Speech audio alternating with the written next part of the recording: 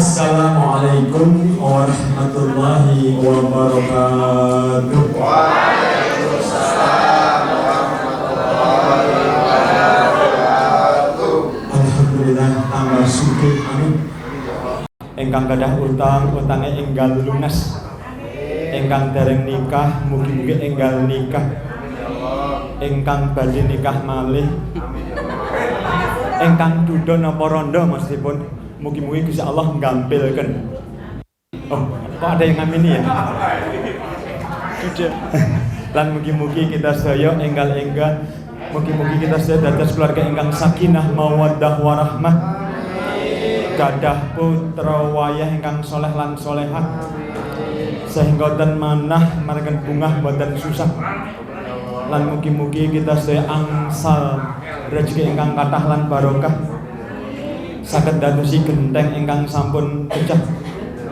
Langkung-langkung saged minggah haji wonten Mekah Al-Mukarramah. Lan kula dioleh-oleh sajadah. Sanes jadah.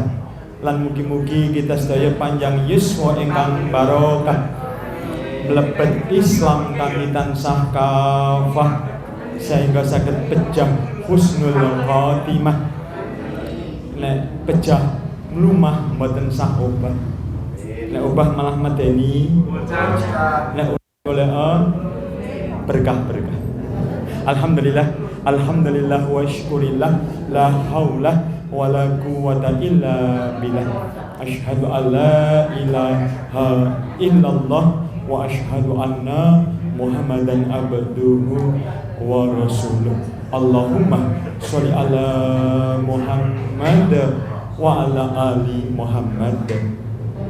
Muji syukur monggo kita aturaken kagem Gusti Allah ingkang Maha Kuwasa.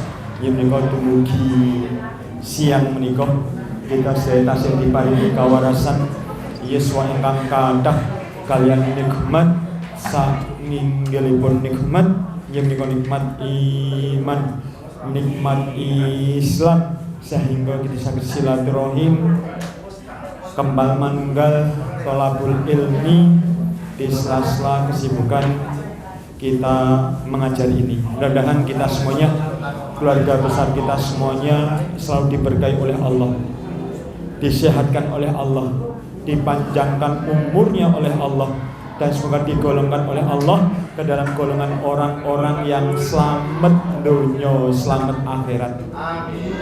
Mulya dunya, mulya akhirat. Mukti dunya, mukti akhirat. Lan bejo dunya, bejo akhirat.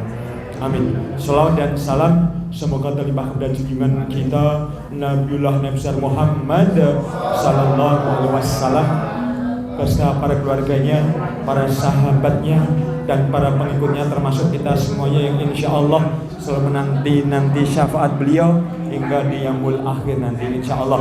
Amin Allahumma amin. Yang kami muliakan Bapak Kepala Sekolah SD Muhammadiyah Karangkajen, semoga keberkahan, kemuliaan Allah limpahkan kepada beliau dan Bapak Ibu guru semuanya. Yang kami muliakan sahabat kula yaitu Ustazah Janti. I love you Ustazah Janti. Yang kami muliakan Bapak Ibu guru, semoga panjenengan, keluarga panjenengan menjadi keluarga yang sakinah, mawaddah warahmah, diluaskan rezekinya. Amin Allahumma amin. Alhamdulillah pada siang hari ini saya merasa tersanjung karena diberi kesempatan untuk bersilaturahim dengan keluarga besar Bapak Ibu guru SD Muhammadiyah Karangkajen, dan ini saya catat di dalam hati saya anugerah terindah yang pernah aku miliki. Bapak Ibu tadi sampun disampaikan kalian MC kita yaitu Mas Muhammad Helmi Yahya mengenai tema siang hari ini, yaitu mengenai ciri-ciri gangguan jin dan serba-serbinya.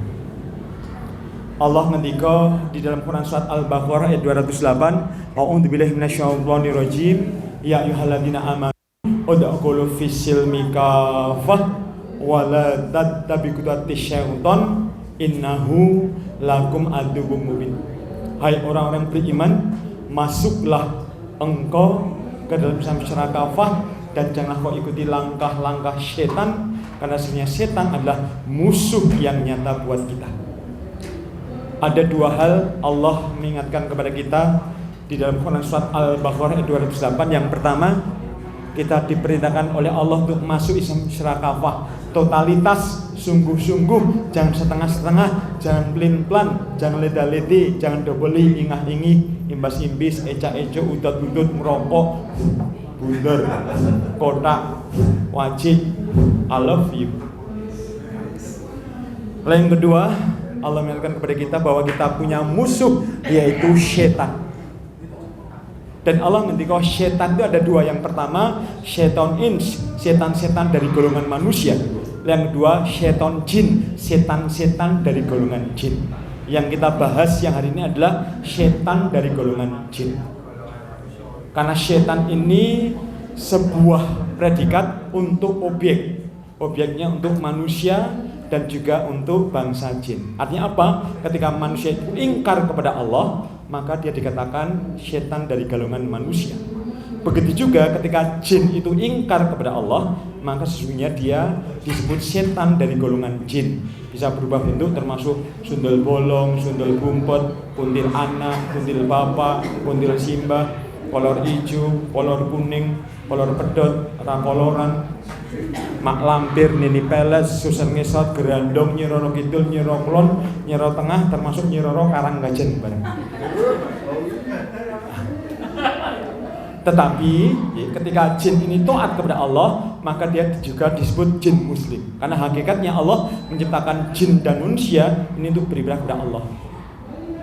Wa ma khalaqul jinna wal insa illa liya'budun. Tidaklah Allah ciptakan jin dan manusia kecuali hanya untuk beribadah kepada Allah. Surat Ad-Dariyat ayat 56. Apa nggih Bapak Ibu nggih? Ad-Dariyat ayat 56. Ad-Dariyat 56. Apa nggih? Ad-Dariyat 56. Ketika jin ini ingkar kepada Allah, maka disebut setan dari golongan manusia. Setan dari golongan jin. Ini memang tugasnya menggoda, mengganggu, menyesatkan orang-orang beriman. Ketika kita bersyahadat, asyhadu alla ilaha illallah wa asyhadu anna Muhammadar Rasulullah, maka secara otomatis setan akan mengganggu, menggoda, menyesatkan kita supaya nantinya kelak di akhirat menjadi temannya setan di neraka nanti. Meskipun pada akhirnya nanti setan juga tidak mau bertanggung jawab. Ketika ada manusia yang menuntut, ya Allah saya masuk neraka karena saya berbuat maksiat, gara-gara saya kena bujukan setan. Lalu saya mengatakan, loh ini bukan tanggung jawab saya, kenapa salah sendiri, mau tak goda. Nah, Bapak Ibu yang dimuliakan oleh Allah. Nah, setan-setan dari golongan jin ini sekali lagi memang mengganggu, menggoda, menyesatkan manusia. Ada dua bentuk gangguan setan dari golongan jin. Ini menggoda kita. Yang pertama, masuk ke dalam tubuh kita. Kanjeng Nabi Muhammad sallallahu alaihi wasallam ketika sehingga setan masuk ke dalam aliran darah anak cucu Adam. Tapi tidak semua orang beriman ini diganggu jin itu sampai masuk ke dalam ke aliran darah. Karena jin itu masuk ke dalam darah cucu anak Adam ke dalam tubuh manusia. Ini bisa menjadikan jin itu sakit. Suka-sukanya jin, ketika dirusak bagian ginjal, maka jin berada di pembuluh darah bagian ginjal. Lalu pembuluh darah bagian ginjal itu ditekan, dihimpit, dijepit, sehingga pembuluh darah bagian ginjal itu bisa mengecil, menyempit, tersumbat, rusak, bahkan bisa pecah. Ketika dirusak bagian jantung, maka jin berada di pembuluh darah bagian jantung, sehingga pembuluh darah bagian jantung itu ditekan, dihimpit, dijepit, sehingga pembuluh darah bagian jantung bisa mengecil, tersumbat, rusak, bahkan bisa pecah. Yang kedua, gangguan jin itu di luar fisik kita. Yuwas wisufi sudurinas, membisikkan ke dada manusia ragu-ragu tentang untuk beribadah. Sehingga motivasi saya, pekerjaan saya yang pertama memandikan jenazah siaga 24 jam Bapak Ibu. Mau menaik Bapak Ibu badi pesen Maksudnya pesan belajar bersama tentang memandikan jenazah, maksudnya begitu. Yang kedua, ruqyah syariah. Ketika kami kerja dakwah mandikan jenazah maupun ruqyah, timnya Ustadz Fadlan Kota Gede kami itu siaga 24 jam. So terkadang hati ini protes ketika ditelepon malam-malam jam 1 ada jenazah. Piye to ki ono jenazah bengi-bengi ganggu wong turu. Nek mati mau sesuk-esuk. Lalu saya istighfar astagfirullahaladzim, ya Allah, mudah-mudahan ya Allah dengan saya memandikan jenazah ya Allah Engkau ridho ya Allah, lebih surga ya Allah. Yang saya ingat-ingat surga, karena surga itu kenikmatannya begitu luar biasa. Bahkan di dalam sebuah hadis disebutkan besok ketika kita masuk surga ini dikasih kenikmatan oleh Allah, hubungan suami istri 40 kali sehari semalam, tidak pernah capek-capek. Itu yang saya ingat-ingat.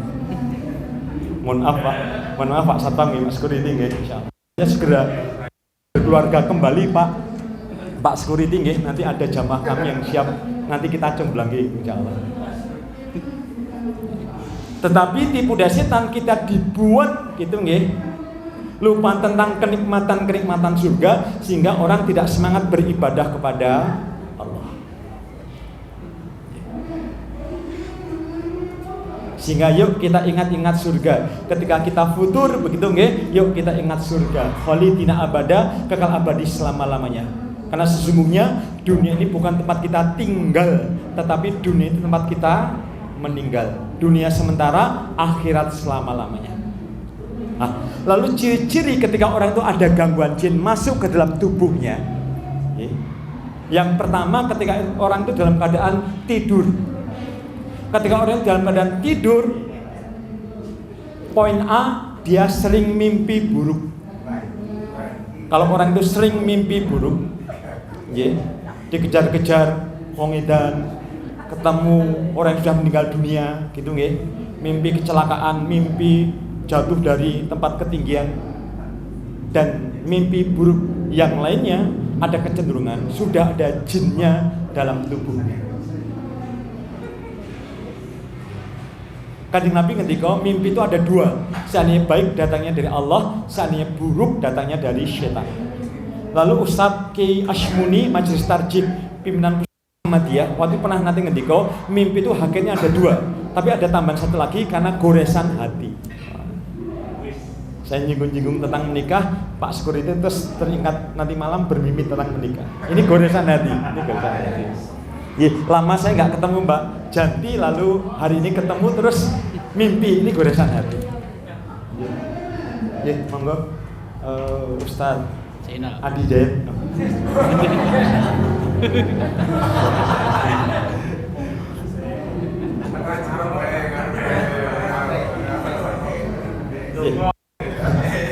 Jadi ketika seorang itu sering mimpi buruk nggih, frekuensi seminggu 2 kali, seminggu 3 kali, pengalaman pasien kami ada kecenderungan sudah ada jinnya dalam tubuhnya. Mas yang baru datang pernah mimpi buruk? Sering? Oh kalau sering perlu diruqyah. Nanti ditinggal. Lalu poin B, ketika orang dalam keadaan tidur sering tindihan. Kalau istilah orang Jawa juga istilahnya apa? Rep-repen ya. Tindihan. Siapa yang nindih? Maaf ya, bukan suaminya, tetapi yang nindih itu jin.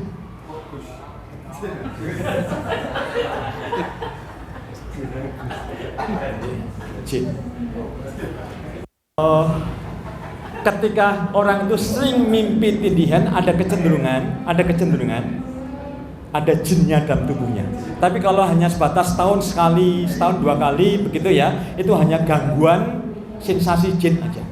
Mungkin ketika kita tidur di hotel atau tidur di tempatnya teman atau kita menempati rumah baru, tidur di ruangan tertentu begitu ya, kok tiba-tiba tindian itu sensasi jin.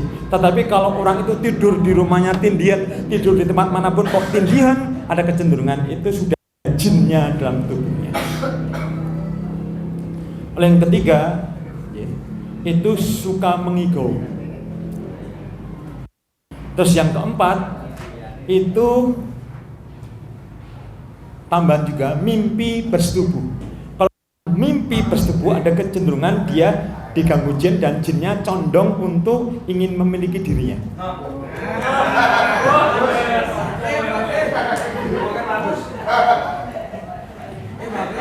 Ada pasien kami mahasiswi itu awalnya tidur beberapa kali mimpi bersetubuh, tetapi tidak nampak dari yang mimpi. Tahap berikutnya bajunya terbuka. Terus tahap berikutnya tiba-tiba apa? Ada yang menindih secara fisik, benar-benar nampak. Saya Pak Adi sampai pada akhirnya terus menerus sampai akhirnya apa? Tiap malam disetubuhi, bahkan ini kata pasien nih, putri mahasiswi, ini apa? Semalam bisa disetubuhi sama jin itu 20 sampai 30 kali. Saya pada akhirnya ketika pagi itu lemes, dia ngantuk, tidak berdaya. Akhirnya waktu kami diundang, begitu nggih, kami bacakan ayat-ayat Al-Quran. Ketika orang beriman dibacakan ayat-ayat Al-Quran, sebenarnya tentram jiwanya, tiba-tiba gelisah, begitu nggih, pusing, terus teriak-teriak. Ternyata apa? Dia dicintai jin, bahkan sampai disetujui. Pertanyaannya, apakah bisa mengandung Ustadz? Insya Allah nggak bisa. Kenapa? Karena dari proses kejadian, manusia itu dibuat dari saripati tanah, sedangkan jin itu dibuat dari api. Nah, nanti ketika mahasiswi dari golongan manusia disetujui jin, laki-laki dari golongan jin, nanti ketika terjadi pembuahan, berarti nanti teneh separuh bening, separuh ketok, separuh ketok, dari kepala sampai kaki manusia, rambutnya api megalomen begitu ya. Enggak.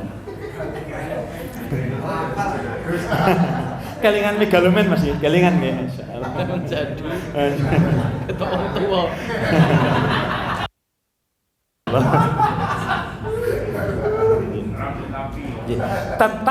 Tetapi ketika jin laki-laki mensetubuhi perempuan dari golongan manusia, dampaknya apa? Pertama, tentu sang putri akan lemes, tidak bergairah, sampai lunglai. Terus yang kedua, sperma jin yang berada di rahim seorang wanita golongan manusia ini bisa menyebabkan seorang itu kena kista atau kanker rahim. Meskipun saya tidak mengatakan ya, tidak semuanya kista itu karena jin, tidak semua kanker rahim itu karena jin, tetapi ada beberapa kasus orang kena kista, kena kanker rahim ini karena pengaruh jin juga bisa.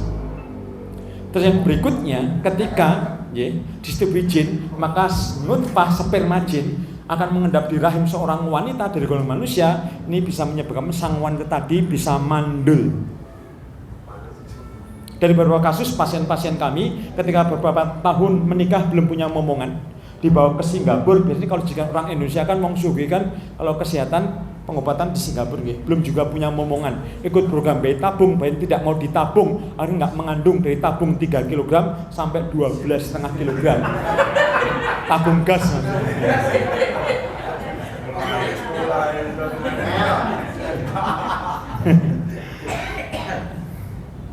Lalu kami baca ayat Al-Quran, ternyata reaksi yang luar biasa. Ternyata apa?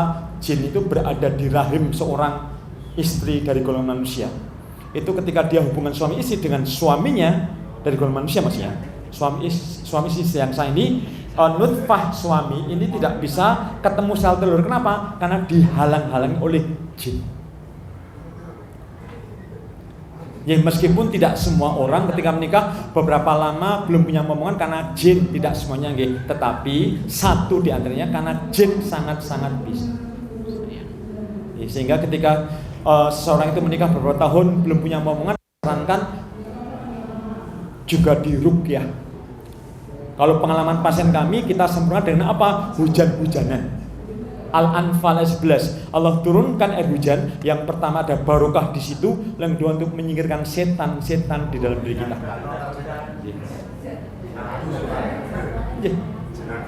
Jadi hujan-hujanan suami istri antara jam 4 pagi sampai jam 4 sore.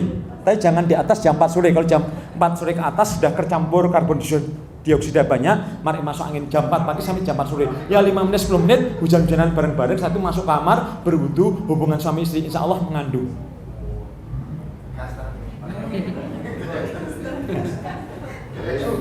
Lalu saya itu baru mandi bisa. Dan Anda biidznillah dengan izin Allah, ini banyak yang akhirnya banyak mengandung dan punya momongan gitu. Monggo Bapak nek badhe punya putra melih nggih bisa hujan sunat. Jadi kalau hujan sengaja pakai motor, nggak pakai mantel, posisi pulang pengajian atau tugas gitu nggih. Lalu setelah stopan merah berhenti, saya buka helm saya gini. Tak minum air hujannya. Atau air hujannya tak tadai langsung begitu nggih. Lalu nanti kami rebus, lalu kita baca ayat Al-Qur'an, lalu kita minumkan untuk sakit apapun insya Allah tuntas. Atau untuk merupiah kantor, warung, toko itu tuntas dengan air hujan. Ibaratnya setan radoyan, demit randulit, gerandong ranodong, mak lampir ramampir, buto ijo rambujo. Hujan-hujanan. Termasuk dukun itu nggak berani nyantet ketika hujan datang. Meskipun hujan itu deras atau nggak deras cuma rintik-rintik. Kenapa? Dukun nyantet menggunakan jin. Jin nggak berani kena air hujan. Bahkan ketika ada hujan dia melipir-melipir di teras-teras rumah. Sehingga Bapak Ibu jangan kami nantos ya, nantos. Nek panjenengan hujan jangan melipir-melipir lewati teras rumah. Kenapa? Nggak dikira. Jangan dikojen jenengan nggih sanes.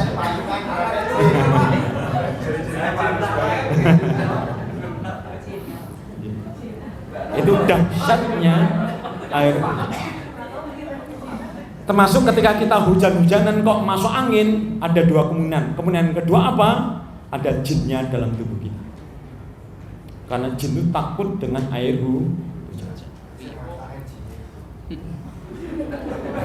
Yang berikutnya, ketika seorang itu disetubuhi jin, lalu dia menikah dengan seorang laki-laki dari golongan manusia, manusia dengan manusia menikah, terus nanti terjadi pembuahan karena di dalamnya sudah ada sperma jin, wallahu a'lam bishawab. Tapi pengalaman dari pasien-pasien kami itu nanti anaknya bisa cacat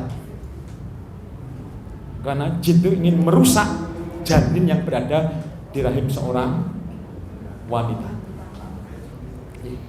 Jadi suami istri yang sah secara syariat, sah secara negara, itu pun setan mencoba untuk apa?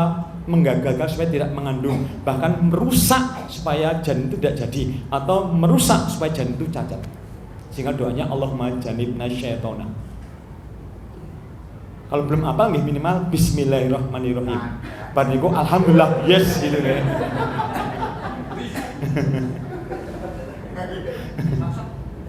Yang berikut ciri-ciri gangguan jin yang lainnya ketika dalam keadaan tidur apa? Dia susah tidur. Kalau orang itu susah tidur, ada kecenderungan itu juga tanda-tanda gangguan jin. Kecuali kalau mikir masalah begitu ya.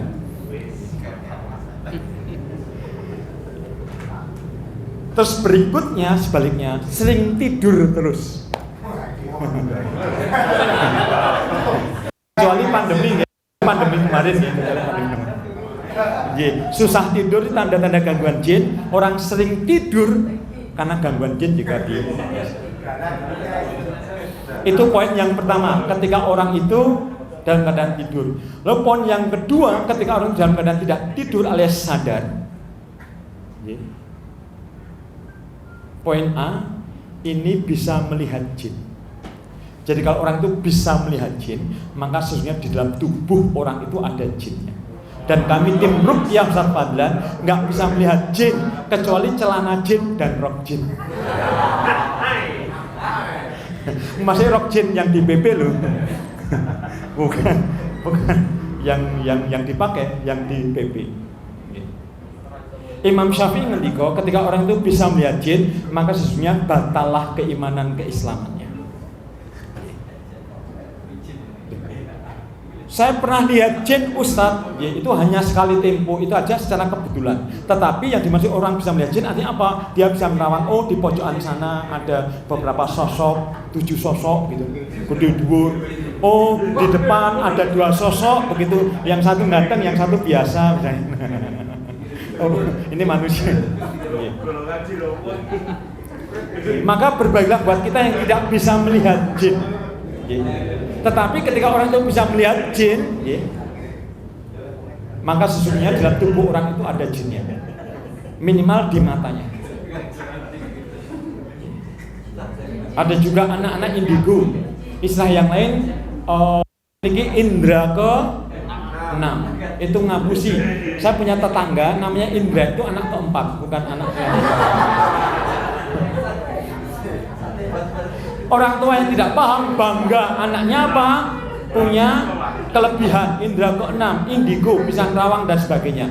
Itu sebenarnya apa? Ini bukan karomah, tetapi lawan dari karomah adalah istijrot. Itu bagian daripada tipu daya setan. Kalau dibiarkan terus, itu lama-lama jinnya semakin banyak yang ikut dirinya, masuk tubuhnya, sehingga nanti lama-lama jadi dukun. Dan dukun istilah masyarakat ini adalah disebut orang pinter. Kenapa orang pinter? Karena yang datang wong bodoh.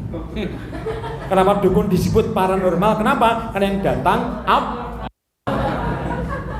makanya jangan pergi ke dukun dan nanti kita disebut orang bodoh. Jangan pergi ke dukun dan nanti disebut abdul. Lain waktu kita bahas ciri-ciri perdukunan, termasuk dukun ngaku ustadz, dan saya diundang lagi.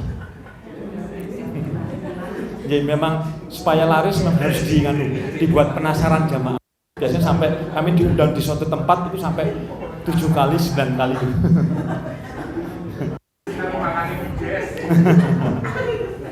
Ada yang bisa melihat jin di sini? Oh, nggak masuk lagi.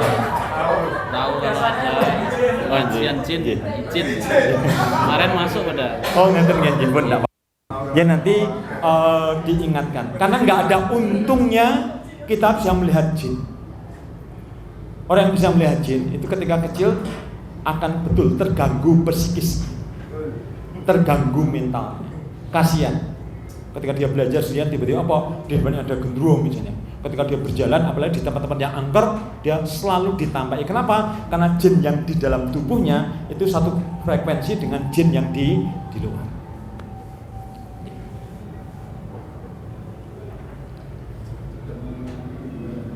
Lalu yang berikut ini mendengar bisikan-bisikan gaib.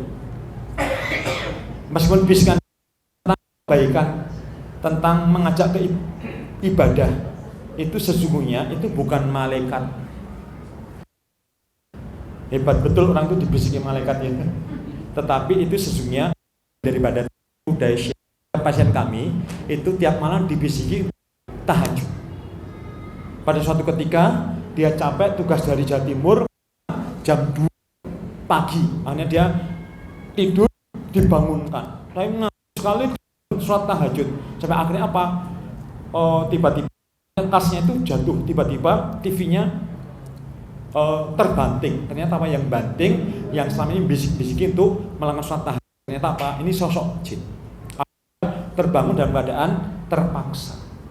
Terus suatu ketika dia berkendara, tabrak saja orang itu tidak baik orang itu, akhirnya ditabrak. Maksudnya Allah, orang yang mau ditabrak oleh Allah, hanya apa? Orang itu nabrak pohon. Sampai opnam beberapa minggu di rumah sakit. Ternyata apa? Itu hanyalah bisikan-bisikan setan. Awalnya diajak tentang kebaikan, jak sholat, jak sudagoh, jak tahajud, tapi pada akhirnya nanti ketika dia lena dijebreski. Jadi kalau jangan itu sering mendengar bisikan-bisikan, itu bisa jadi ada kecenderungan itu bukan bisikan apapun, itu hanya bisikan jin dan itu bentuk gangguan. Itu condong jinnya di telinga. Yang berikutnya itu ibadah. Ya, nah, dia ibadah dalam ini sholat begitu sering ngentut. Tapi kalau nggak sholat nggak. Ya, ketika takbiratul ihram ragu, Allah Akbar, Allah Akbar, Allah. Itu kecenderungan gangguan jin dan tubuhnya. Amr bin Abil As itu mengadu kepada Rasulullah, gubernur Taif pada waktu itu.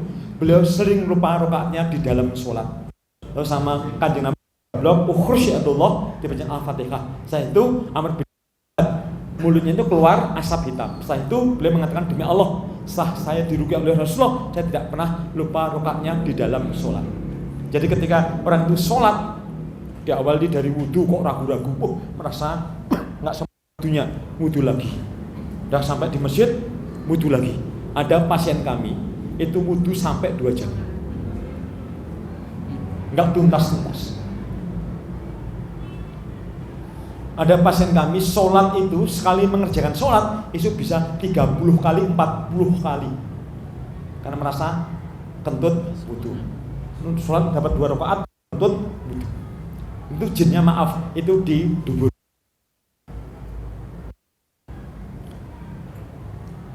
Ketika sholat ngantuk gitu. Terus berikutnya ketika beramal soleh yang lainnya itu malas, tapi delok sinetron Ikatan Cinta semangat. Delok kabar-kabar dicek and dicek silet duel gitu ya. Itu semangat. Gimana perkembangan Lesti Kejora gimana perkembangan? Kok ngerti ya Pak Said? Sebenarnya saya malas delok TV, cuma isi saya delok dhewean mesake tak kancani. Saya sing delok TV Bu mesake. Ibadah males karena niat semangat. Yang berikutnya sering sakit-sakitan. Ketika orang itu sering sakit-sakitan meskipun hanya angin, meskipun hanya pusing, meskipun hanya batuk pilek, ada kecenderungan, ada gangguan jin di dalam tubuh. Terus yang berikutnya gampang marah, mudah marah. Dalam adab Islam ketika orang itu dia dalam badan berdiri disuruh duduk masih marah, berdiri masih marah, berwudu. Kenapa berwudu? Karena marah datangnya dari setan dan setan api ketika dibakar dengan air wudu maka api itu setan itu hilanglah marah itu. Marah ya sholat. Kok sholat masih marah? Ya disolat. Kok jur batuk Mas? Gampang marah, sidik-sidik marah. Dari mana Mas? Mau kemana Mas? Mau ke sana. Hanya mana Mas? Nggak dibawa. Tanya-tanya. Dari mana Mbak? Dari depan. Mau kemana Mbak? Mau ke belakang. Sudah makan belum Mbak? Sudah. Kalau nggak makan mati loh. Jadi gampang emosi. Gampang marah. Kecenderungan ada jinnya dalam tubuhnya. Lalu yang berikutnya, okay. Introvert itu kecenderungan juga gangguan jin. Terus emosional, maksudnya sedih banget, nek senang banget nanti guling-guling dan sebagainya. Itu kecenderungan gangguan jin.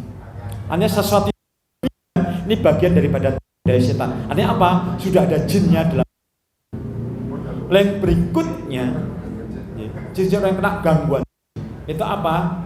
Males menikah juga bisa karena gangguan jin juga bisa.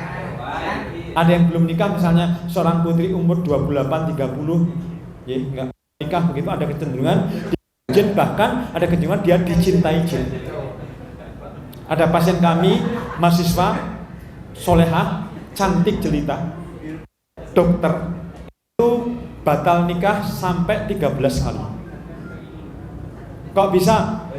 Dilamar sama laki-laki yang pertama diterima, terus rembukan masalah kapan tanggal pernikahannya tidak apa. Mbak yang dilamar tadi marah lalu meludahi calon masnya, saya nggak mau sama kamu. Kaget kan dari pihak keluarganya lamaran itu. Akhirnya pernikahannya batal, nggak jadi lanjut. Terus beberapa saat kemudian dia disenang sama laki-laki yang dua, itu diterima, disowani lamaran, rembuk kapan nikahnya, dia apa ditampar wajahnya masnya sama mbak yang dokter itu. Terus yang ketiga di KBI apa itu teh dan sebagainya. Sampai orang tanya apa? Stres belum dok, kamu kok begitu toh? Jih Pak Bu, kalau sadar melakukan itu, tetapi saya tidak bisa mengendalikan. Akhirnya kami diundang, lalu kita baca ayat Al-Quran. Orang beriman dibaca ayat Al-Quran semakin tentram jiwanya. Kalau gelisah, yang mundur, mundur, duduk undur, motor mabur, mumbule dhuwur, ora dhuwur, duduk motor mabur. Ternyata apa? Ternyata waktu itu ketika dia pas mahasiswa diseneng sama kakak kelasnya, sama kelas kedokteran, ditolak. Karena apa? Masnya bilang, kamu nggak akan pernah nikah selamanya. Ternyata apa? Dia ditutupi. Dan betul benci melihat laki-laki, apalagi melihat orang soleh saya MC ini tambah sengit. Jadi ada seorang itu kok sengit sama jenengan tuh orangnya.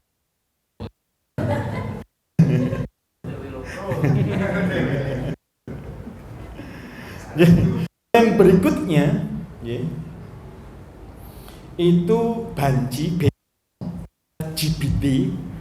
Saya berkeyakinan ada jinnya adalah tubuhnya. Orang yang berkelainan kelainan kelainan psikisnya itu kecenderungan jinnya dalam tubuhnya.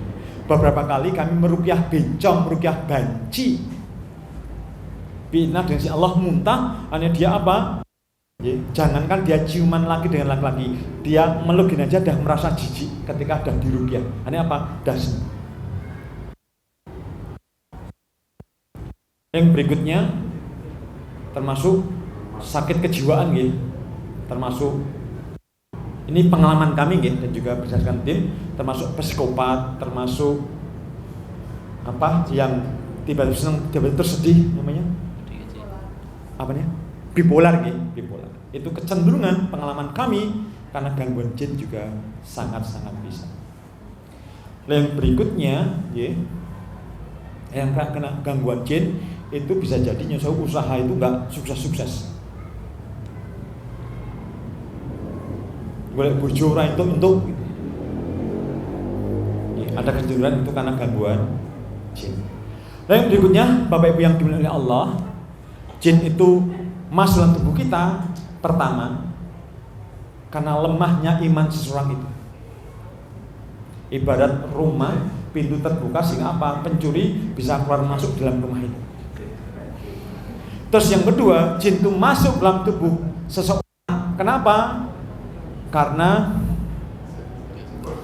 jin itu sengaja usil kepada kita. Terus yang ketiga, ketika orang itu masuk karena kemasukan jin, bisa jadi orang itu mencari dengan melakukan amalan-amalan bid'ah. Amalan bid'ah misalnya poso mutih, gamping cat labur injet dipangan. Lalu yang berikutnya ada juga pasien kami poso ngruwot atau poso pati geni, masuk di ruangan sampai beberapa 5 hari, 1 minggu atau 40 hari tidak ada cahaya satu pun titik yang masuk. Ada juga ngelakoni kungkum neng bayi. Itu ujung-ujungnya apa? Akhirnya kelebon jin. Termasuk sudah ditulis dalam bukunya Kesesatan Tenaga Dalam oleh Ustadz Perdana Ahmad. Tenaga dalam itu berkolaborasi dengan jin. Dalam bukunya Ustadz Perdana Ahmad almarhum tentang belajar tenaga dalam itu berkolaborasi dengan jin. Wallahu a'lam bishawab. Ini Ustadz Perdana Ahmad dalam bukunya Kesesatan tentang Tenaga Dalam. Dan yang berikutnya dicari-cari yaitu apa? Ada pasien kami itu kelebon jin karena apa? Salah zikir. Dari Batu Isak sampai jam subuh dikir ping 10.000. Tetapi apa? Dikirnya ngawur, bukan kualitas bacaan dikirnya, tetapi lebih penting mangayu 10.000. Subhanallah, subhanallah. Ini maksudnya Allah. Kenapa? Karena dia mengejar 5.000, 10.000, subhanallah. La ilaha illallah. Curuba. Malah kelebon jin.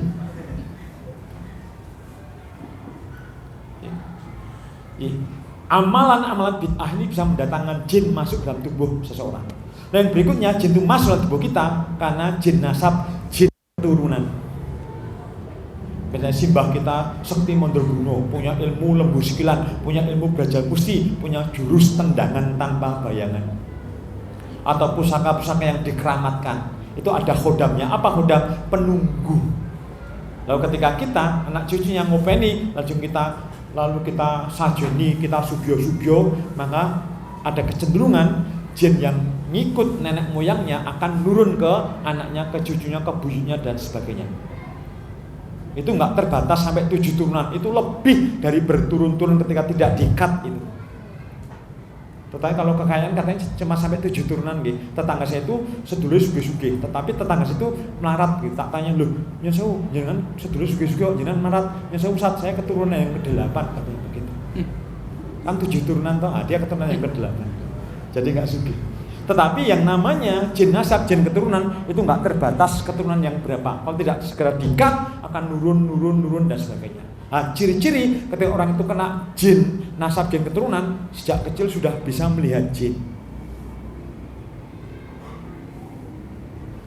Atau termasuk orang yang halu, bisa nerawang. ada bisikan, oh jangan keluar nanti kamu bisa kecelakaan. Dia misalnya diri keluar kecelakaan betul, bisa cenderungan dia kena jin, nasab jin turunan. Jadi kalau warisan itu jangan mau warisan jin, ya warisannya omah, lemah gitu nggih, itu tonjol. Lain berikutnya orang masuk kemasukan jin, kenapa?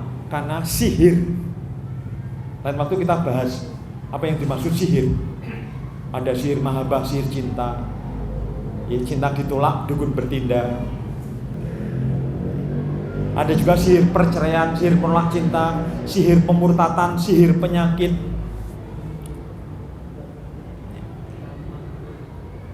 Termasuk sihir ain. Ini sihir ain dahsyat. Kanjeng Nabi pernah ngendika, 2/3 umatku yang berada di alam kubur yang meninggal dunia itu meninggal dunia karena sihir ain, sihir pandangan mata. 1000 orang yang meninggal dunia, 750 karena sihir. Alhamdulillah, sihir ain.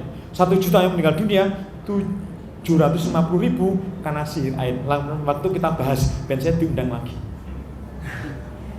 Ya harus dibuat penasaran tentang sihir ain. Lalu solusi dari gangguan-gangguan itu, kenapa? Kalau penggadian itu menyelesaikan masalah tanpa masalah, itu penggadian. Apalagi Islam itu solutif. Apa solusinya? Di ruqyah syariah, dibacaan ayat-ayat Al-Quran.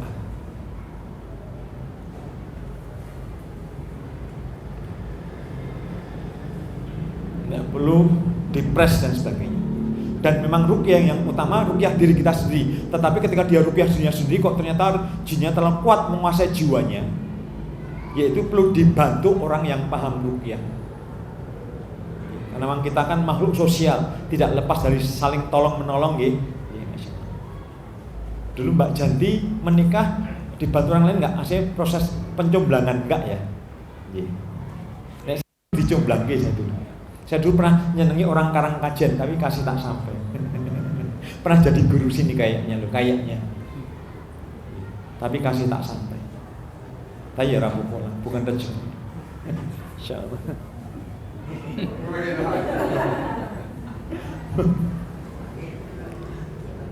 Di ruqyah syariah. Nanti bisa searching di internet tentang ruqyah syariah.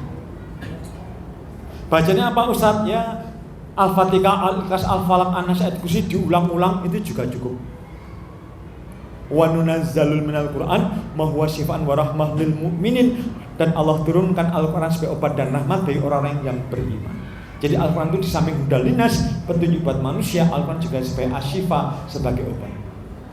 Nanti bisa disebutkan dengan dibekam, bisa disebutkan dengan difasdu, bisa disebutkan dengan apa? Minum habatus soda, bisa disebutkan dengan minum bidara, bisa disebutkan dengan minum madu, bisa disebutkan minum minyak zaitun, bisa disebutkan dengan hujan-hujanan atau minum air hujan.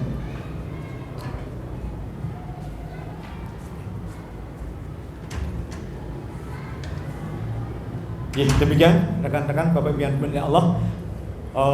Jadi orang yang kena gangguan jin dan solusinya di pun ruqyah syariah, dan juga apa yang saya sebutkan tadi di bekam di ruqyah, di ngunjuk madu dan sebagainya. Ada kurang dalam yang dimaafkan, nanti kita kembangkan tanya jawab nggih Ustaz nggih. Billahi taufiq haq, wasbil khairat, wassalamualaikum warahmatullahi wabarakatuh. Waalaikumsalam. Bapak Ibu, monggo jika ada pertanyaan mungkin Pak Yanto, monggo langsung Pak.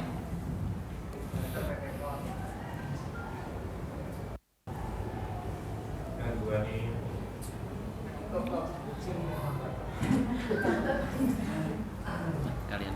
Lanjut, siap.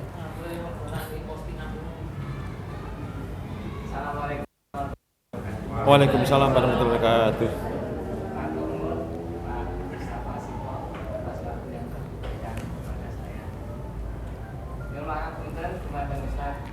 Nggih. Oh nggih. Nggih. Kalau tidak salah mulai tanggal 21 November itu tiap malam nangis tanpa sebab. Tiap malam sampai dengan tersaji. Setahun bulan ini. Oh nggih. September sampai Oktober nih. Itu bulan lebih, tiap Nggih. malam nangis. Nangisnya di kamar itu atau di kamar beberapa kamar di luar tetap nangis? Di kamar itu. Oh, di kamar Kalau itu. Tidur. misalnya, Khusus di kamar itu ya? Tidur, kemudian ngiler itu. Ngiler itu langsung nangis tanpa sebab. Siap. Ya. Kemudian saya cari solusi. Yang pertama itu mungkin karena sakit. Katanya tidak. Mungkin karena lapar, besok tak kenyangin, tetap nangis. Umur berapa? 7 tahun. Oh, udah wangan punya adik lagi tuh. Sudah punya adik kan? 5. Insya Allah jenengan jos atau geragas dengan. Nah di Bandung itu kan kalau minta pipis itu ya, Yeah. ada apa kok sebenarnya pengen pipis ya, diantar pipis, tapi saya larinya nggak ke kamar mandi keluar, tiba-tiba duduk gitu aja. Ya. Yeah. Diamnya itu ya cuma kalau sudah pipis minta digendong, ditepuk-tepuk itu udah diam sendiri. Yeah. Itu saya mohon. Yeah. Itu apa dan sebenarnya bagaimana nggih? Ya, jadi ketika anak nangis ada beberapa kemungkinan. Yang pertama ke arah sakit, atau yang kedua karena kecedit, atau yang ketiga karena lapar. Yang keempat karena gangguan jin, yang kelima pengen punya adik lagi. Yang kelima udah terbantahkan kan? Oh ya, yang kelima terbantahkan ya. Ibnu Hamid Al-Jauziyah nanti kok ada 3 golongan orang yang rentan diganggu jin. Yang pertama golongan anak-anak, yang kedua orang yang sakit, yang ketiga orang yang pikun. Ibnu Hamid Al-Jauziyah nanti kok ada 3 golongan orang yang rentan diganggu jin. Yang pertama golongan anak-anak, yang kedua orang yang sakit, yang ketiga orang yang pikun. Ketika panjenengan tadi ngendika nangisnya hanya di kamar itu, ada kecenderungan gangguan jinnya berada di kamar itu. Disunahkan ketika kita mau tidur, termasuk mau menidurkan putra putri kita, itu ditebai dulu dipannya, tempat tidurnya. Ya pakai apa? Pakai lidi, pakai lendang atau pakai jaring. Ya. A'udzubillahi minasyaitonirrajim. Bismillahirrahmanirrahim. Ya, bismillah Allahu akbar. Ngeten nggih. Oh betul, bismillah Allahu akbar. Kenapa? Kan bisa jadi tempat tidur itu untuk tidur-tiduran jin. Memang jin itu ada di mana-mana nggih. Di rumah saya ada jinnya, di rumah jenengan ada jinnya, di ruangan ini juga ada jinnya. Termasuk jinnya juga insya Allah yang muslim ikut pengajian. Hanya saja jin muslim yang ikut pengajian terang ngentek-ngentek nggih. Nek awake dhewe ngentek-ngentek mimpi atau nek jin entuk mimpi ra apa-apa. Trimo jin. Nggih. Terkadang ada jin-jin yang usil sehingga apa perlu ditebahi itu. Terus yang kedua, perdengarkan kaset ngaji, kaset murotal di ruangan itu. Terus yang ketiga, atau pakai dengan air putih, bacaan Al-Fatihah, Al-Ikhlas, Al-Falaq, An-Nas, Kursi diciprat-cipratkan di ruangan itu. Kalau seandainya itu nangisnya hanya di kamar itu. Tetapi ketika malam, tiap malam nangis kok di kamar tuh nangis, di kamar yang lain kok nangis, dibawa ke rumah tetangganya kok nangis gitu ya. Itu kecenderungannya jinnya masuk dalam tubuh putra panjenengan, langsung diruqyah putra panjenengan.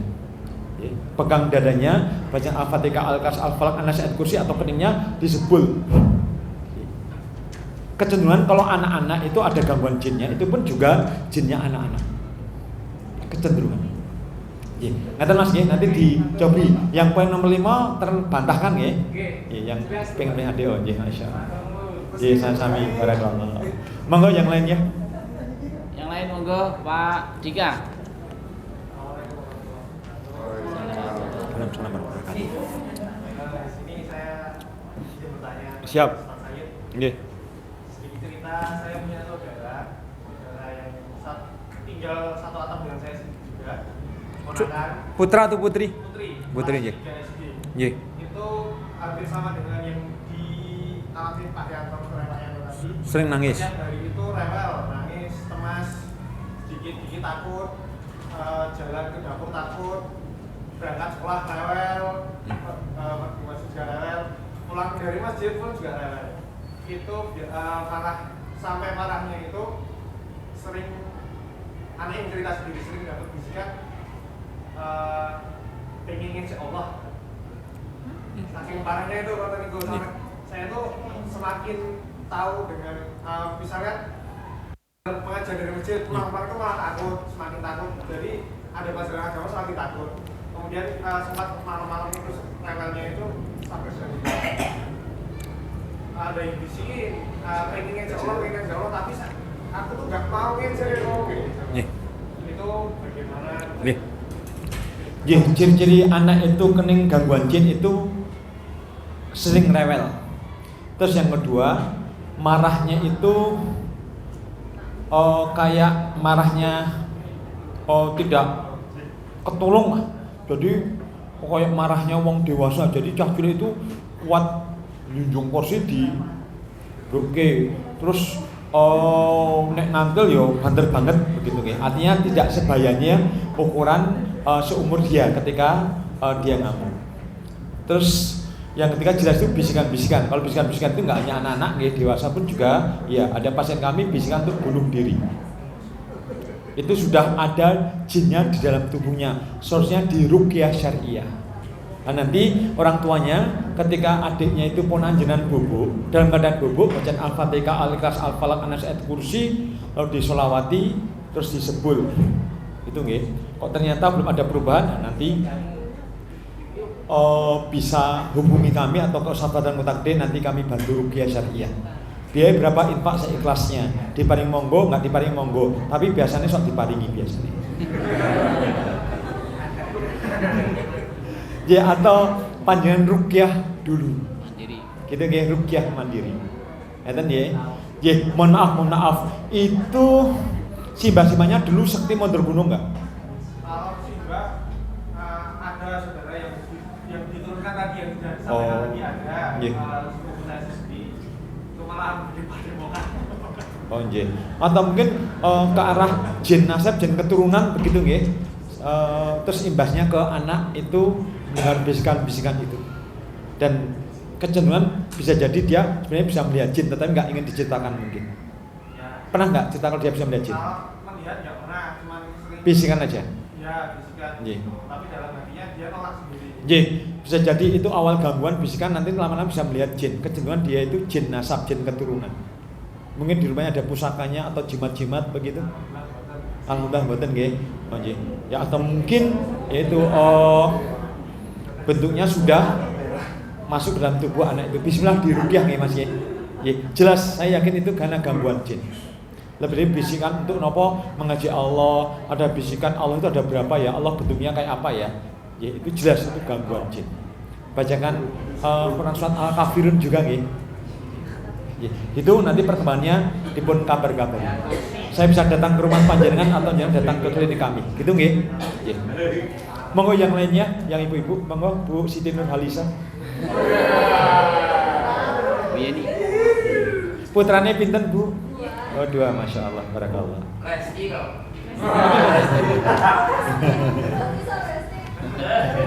Oh, bukan Lesti, Ayu Ting Ting.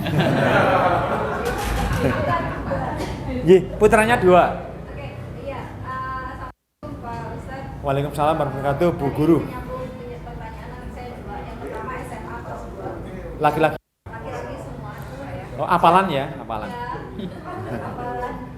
Yang mau saya tanyain itu kalau jin nasab tadi, cara lengkapnya kayak gimana? Untuk yang tadi kayak ilmu apa tadi tenaga dalam ya. Nah, saya nggak tahu ini di tempat di keluarga kami kemungkinan ada yang seperti itu, ada yang dulunya ada yang belajar ilmu tenaga dalam. Nah, kok misal sepupu kami pun sepupu saya itu ada yang bisa lihat tapi kemungkinan kenanya dari jin Nasab. Nah, itu cara ngilanginnya gimana? Nggih. Siap. Harus di-cut, harus dipotong itu. Dan apa? Ruqyah syariah itu solusinya. Lalu yang kedua, ketika masih ada sisa jimat-jimat raja-raja itu dimusnahkan, dibakar. Bacaan Al-Fatihah, Al-Ikhlas, Al-Falaq, An-Nas, Ayat Kursi, lalu dibakar raja-raja jimat-jimat itu. Terus yang ketiga, tradisi-tradisi yang notabene itu mengajak ke kesyirikan, tinggalkan sama sekali. Ada enggak? Jadi Misalnya itu pusaka-pusaka dan lain-lain itu nggak ada. Nggak ada. Kan di tempat kami dulu di Jawa Barat mendapati gunung Galunggung itu kan terkenal kayak gitu katanya. Saya juga nggak begitu apa. Tasikmalaya ya? Oke. Di desa Sukasyukur atau? Cihanjuang Pak, Sukaratu. Oke. Nah itu nggak, kalau yang di sana ya saya kira juga sudah tidak ada, sudah tidak menyimpan apapun. Ya, jadi gini, ketika nenek moyang kita itu belajar, ya berkolaborasi dengan jin. Lalu ketika nenek kita meninggal dunia, bukan berarti jinnya terus ikut meninggal dunia, gitu. Memang jin bisa meninggal dunia, cuma hanya saja jinnya itu umurnya lebih banyak daripada manusia. Jin itu sampai umurnya ribuan tahun. Kalau Ustadz Sinten, Ustadz Warsono gitu. Ustadz apa? Ustadz Wasito bisa umurnya 500 tahun malah bingung jadi. Ya kita 90 tahun aja udah bersyukur nih panjang yang berbarokah nih. Nek 200 tahun mau nggak? Ini mes nanti konjon 200 tahun. Ya, kalau jin itu beribu-ribu tahun. Ya, artinya apa? Ketika nenek moyang kita itu berkolaborasi dengan jin, disadari tidak dengan dia punya ilmu kesaktian atau dengan dia melakoni segala sesuatunya dengan amalan-amalan bid'ah, maka dia akan dengan jin begitu ya. Lalu ketika nenek moyang kita meninggal dunia, jinnya nggak meninggal dunia, terus apa akan nitis ke anaknya, ke cucunya dan sebagainya. Ada pasien kami, ini maaf ya, ini kita bicara oknum, dia tukang rias mengantin neneknya supaya laris, dan ketika riasnya itu nampak cantik dan nampak ganteng kepada pelanggannya, itu dia melakukan puasa mute, lalu dia puasa ngruwot, terus dia melakoni begitu. Ketika misalnya sembuh lagi, terus mulai sekarang dia puasa apa, puasa mute, terus melakoni amalan-amalan bid'ah. Saya pada akhirnya sang prias ini akhirnya dibantu jin sehingga nampak cantik yang pelanggannya itu, yang apa itu konsumennya itu. Tetapi jin itu ketika diajak berkolaborasi dengan manusia, entah manusia menyadari tidak, dia tetap minta sesuatu. Ternyata apa? Dari perjanjian itu bahwa anak turunannya itu nggak punya anak kalau menikah, atau yang kedua ketika punya anak nanti cerai. Dan kemarin kami ruqyah, saya nggak nyebut nama, isinya tidak menggibah. Itu ya dia nitani ponakan-ponakannya, saudara-saudaranya, kakak-kakaknya itu keluarganya bertahan, ini yang pertama, tapi nggak pernah punya sama sekali. Tetapi ada juga saudara yang lain itu lama nggak punya anak, keluarganya bertahan, lalu ketika punya anak nggak sampai 3 bulan, nggak sampai 6 bulan, itu akhirnya cerai. Apakah bisa itu Ustaz? Sangat-sangat bisa. Jadi jin itu dengan PD-nya dia mau memanfaatkan dari perjanjian itu. Tetapi apakah bisa dirubah perjanjian itu? Bisa dirubah.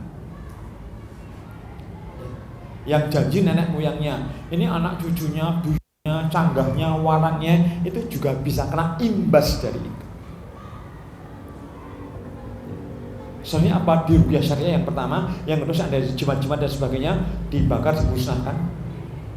Terus yang ketiga, lelaku-lelaku yang dilakukan oleh nenek moyang kita yang mana itu bid'ah, tinggalkan. Terus yang keempat, dekatkan diri kita kepada Allah, yakin akan pertolongan Allah, bahwa pertolongan Allah lebih hebat, lebih dahsyat daripada gangguan makhluknya. Allah maha hebat, Allah maha perkasa, Allah maha segala-galanya, kecuali satu, Allah bukan maha siswa. Gitu ya. Gitu Bu Siti Nurhalisa. Monggo yang lainnya. Ibu yang pakai kacamata sudah menikah panjenengan? Yang megang itu tadi, Mbak yang nomor 2 sudah menikah? Sudah punya putra? Oh iya. Ingin bertanya, sudah berapa lama menikahnya? 1 tahun. Sudah punya momongan? Hujan-hujanan suami istri. Bukan udan-udanan loh ya, bukan udan-udanan loh, hujan-hujanan. Suami istri, lalu saya itu nggak usah mandi, habis hujan itu terus berwudu, maaf ya, terus hubungan suami istri. Ya mandinya baru setelah hubungan suami istri mandi besar. Insya Allah condong jadi. Amin, insya Allah. Terus yang kedua, nek perlu air hujannya diminum. Itu hal. Al-Anfal 11. Tapi yang langsung ya, jangan yang lewat talang ya.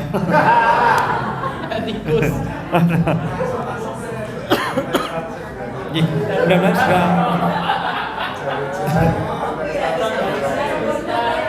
mudah-mudahan segera punya momongan. Amin Allahumma. Monggo yang lainnya ingin bertanya. Ibu yang depan, Ustazah Jati mau nambahi? Cekap. Ya pun rekan-rekan, seandainya masih penasaran tentang sihir ain, sihir pandangan mata, dan juga yang lainnya bisa mengundang kami lagi. Demikian, ada kurang dan lebihnya mohon dimaafkan. Seandainya benar datang dari Allah, seandainya salah datangnya dari saya pribadi dan dari setan. Dan mudah-mudahan kita semuanya, keluarga besar kita semuanya, selalu istiqomah dalam iman dan Islam, terjaga akidah kita hingga kita, keluarga kita meninggal dunia, sehingga Allah ridho, sehingga meninggal dunia dalam keadaan husnul khotimah. Amin.